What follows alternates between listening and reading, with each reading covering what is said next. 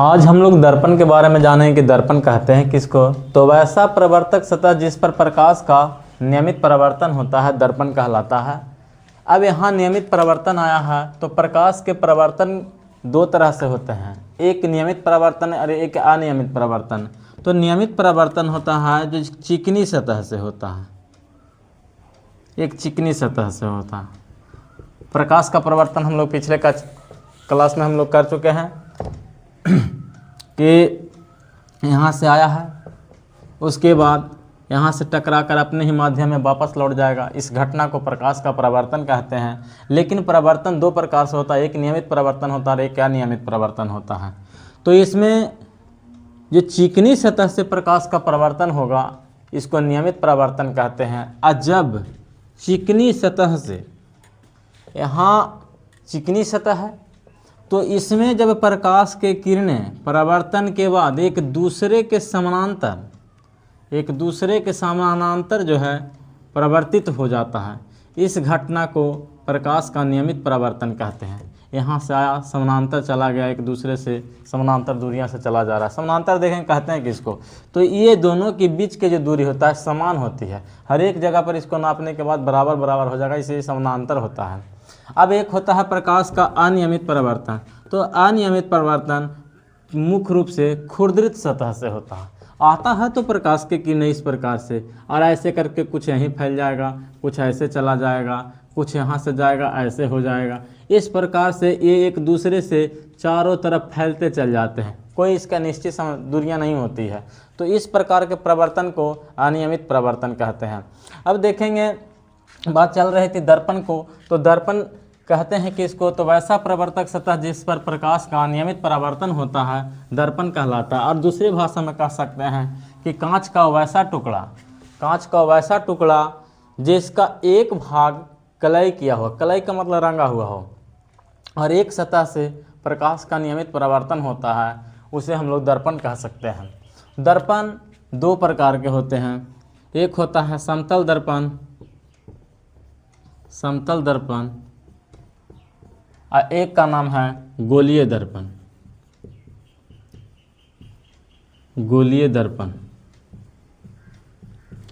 तो समतल दर्पण किसको कहेंगे, तो वैसा दर्पण जिसका प्रवर्तक सतह समतल होगा, समतल दर्पण कहलाएगा। इस प्रकार इसका प्रवर्तक सतह चिकना होगा, पूरा एकदम प्लेन है एक दूसरे का। इस प्रकार के दर्पण को समतल दर्पण कहते हैं। और गोलीय दर्पण होता है, गोलीय दर्पण वास्तव में किसी खोखले गोले का एक खंड होता है। जिस प्रकार से एक गोला है उसका एक टुकड़ा होता है, खंड में टुकड़ा, वो दोनों में से एगो जब कोई सतह हो, खोखला गोला होगा, उसका प्रत्येक सतह जिससे प्रकाश का नियमित परावर्तन हो जाएगा वो दर्पण कहला रहा है। तो इसमें दो प्रकार के गोलीय दर्पण दो प्रकार के होते हैं, एक होता है उत्तल दर्पण, एक होता है अवतल दर्पण।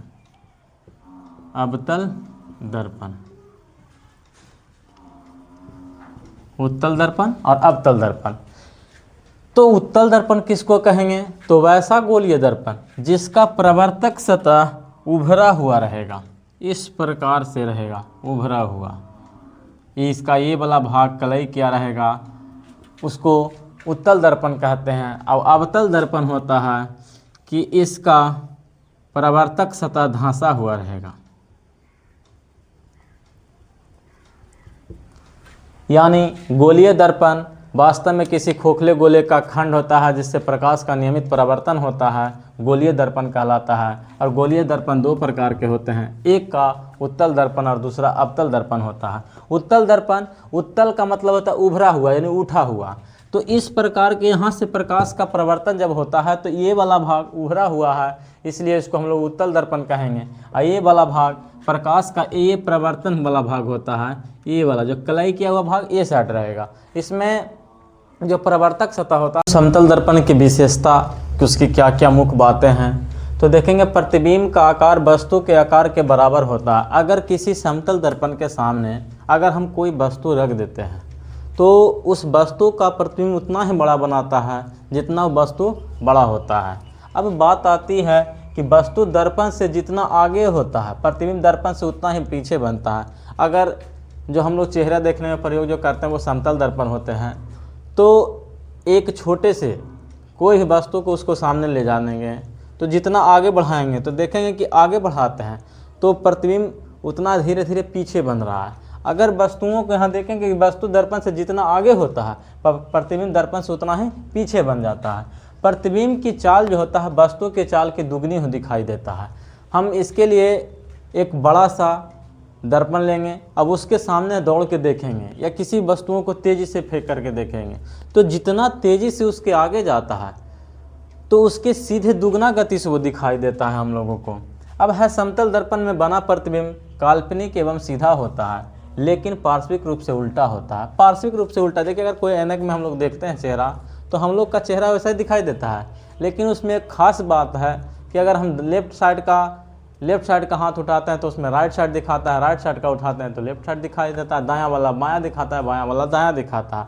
तो इस प्रकार का जो होता है उसको पार्श्विक परिवर्तन कहते हैं, पार्श्विक रूप से उल्टा कह सकते हैं उसको हम लोग। यदि आपतित किरण की नियत रखते हुए अगर थीटा कोण से दर्पण को घुमा दिया जाता है तो परिवर्तन किरण जो होगा 2 थीटा के कोण बनाने का काम करता है, वो 2 थीटा का कोण बना देगा। अब देखेंगे जानेंगे जिसमें ध्रुव किसको कहते हैं। तो दर्पण के मध्य बिंदु को दर्पण का ध्रुव कहा जाता है। ये इसका बीचों बीच का भाग होता है तो वो दर्पण का ध्रुव कहलाता है। इसको इंग्लिश में पोल कहा जाता है, इसलिए इसे पी से सूचित किया जाता है। अब देखेंगे वक्रता केंद्र किसको कहेंगे। तो गोलीय दर्पण जिस खोखले गोले का एक खंड होता है उसके केंद्र को ही वक्रता केंद्र कहते हैं। जैसे मान लेते हैं कि ये गोलीय दर्पण था, इसका ए वाला भाग रंगा हुआ था, कलाई किया हुआ, और दूसरा का ये भाग रंगा हुआ कलाई किया हुआ था, कलाई किया था। यहाँ इसका एक केंद्र था, पूरे गोले का एक केंद्र होता है जहाँ से चारों तरफ समान दूरी पर घुमा दिया जाता है, तो ये केंद्र होता है। तो यहाँ से जो ये वाला जो भाग होता है इसी को वक्रता केंद्र कहते हैं। यानी गोलीय दर्पण जिस खोखले गोले का खंड होता है उसके केंद्र को, यानी इसके जो खोखला गोला जो खंड था उसके केंद्र को ही वक्रता केंद्र कहते हैं या सेंटर कहते हैं। उसे सी से सूचित किया जाता है।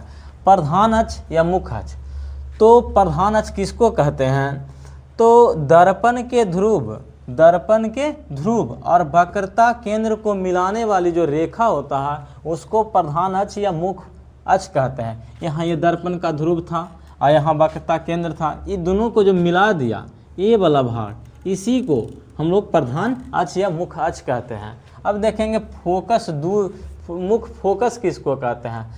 तो जब मुख्य फोकस किसको कहते हैं, तो प्रधान अक्ष के समानांतर जो आ रही प्रकाश के किरण होगा, मान लेते हैं कि प्रधान अक्ष है, इसके समानांतर एगो किरण जाता है, यहाँ से परिवर्तन के बाद मुख्य फोकस से होकर के टकरा करके लौट जाता है। तो यह जो प्रधान अक्ष के जो समानांतर गया और दर्पण से परिवर्तन के बाद प्रधान अक्ष के जिस बिंदु पर मिल रहा है या उसको काट रहा है जिस बिंदु पर, उसे हम लोग मुख्य फोकस कहते हैं। अब देखेंगे फोकस दूरी किसको कहते हैं। तो फोकस दूरी जो होता है, फोकस और ध्रुव के बीच के दूरी को फोकस दूरी कहते हैं। यहाँ ये ध्रुव था और ये फोकस था, इसके बीच के दूरी को ही, ये वाला दूरी को ही दर्पण का या इसका मुख्य दूरी फोकस दूरी कहलाता है। दर्पण के मुख्य फोकस और ध्रुव के बीच की दूरी को फोकस दूरी कहते हैं। इसको स्मॉल एफ से सूचित किया जाता है, स्मॉल एफ से सूचित किया जाता है। अब बात आता है वक्रता त्रिज्या किसको कहते हैं। तो वक्रता केंद्र और ध्रुव के बीच के दूरी की, यहाँ ये जो वक्रता केंद्र था इसको सी से सूचित किए थे और ध्रुव को पी से सूचित किए थे। तो यहाँ से यहाँ तक की जो दूरी होगा इसी को वक्रता त्रिज्या कहते हैं। ये वक्रता त्रिज्या कहलाता है, इसको कैपिटल आर द्वारा सूचित किया जाता है। अब बात आता है कि द्वारक किसको कहते हैं। द्वारक में कौन सा भाग होती है भाई। तो दर्पण की ज्यामितीय लंबाई को दर्पण का द्वारक कहलाता है। ये जो इसकी ज्यामितीय लंबाई है इसी को हम लोग दर्पण का द्वारक कहा जाता है। इसको एम और एम डैश से सूचित किया जाता है। ये जो है दर्पण का जो अवतल दर्पण का जो यह उत्तल दर्पण हो उसका मुख्य पॉइंट परिभाषा